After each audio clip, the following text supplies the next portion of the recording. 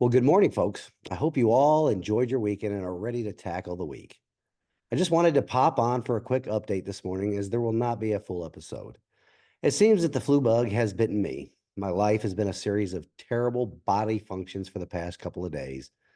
Although I was well enough to attend worship services yesterday morning, I did not have the energy to put into producing a full show for this morning. Excuse me. Prior to getting sick, I was able to visit some residents last week in my community to get signatures for my petition.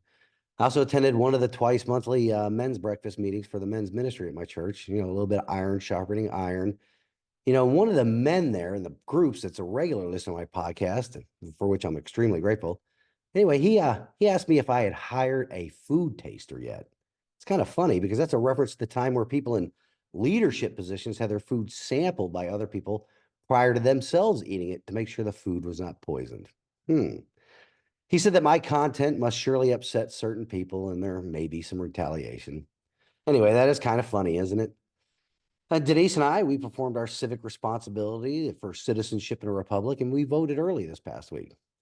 This time, I ensured that I not only posted a photo of me at the early voting location of the Seymour branch of the Sevier County Public Library, but I also published a Facebook Live video. I want to make sure that there is incontrovertible proof that I voted in this primary, so there isn't any doubt when it comes to having to prove my bona fide Republican status again. And then additionally, I had some great conversations with some good friends and some of the earliest supporters of my campaign, did some yard work as well. I actually, before I got sick, got some time in the home gym because the knee is now at the point where it can support some physical fitness training. I took some action on some bills that were scheduled to be heard in various committees in the General Assembly. The one that I'm really concerned about is the fake or watered down state sovereignty bill that is floating around right now. This bill serves a couple of purposes. The first one is to try and replace Senator Bowling's and Representative Halsey's sovereignty bill. And the second is to put in a bill in place that will ensure that no action is taken by the General Assembly when the central government in Washington, D.C. takes unconstitutional actions, which is their norm these days.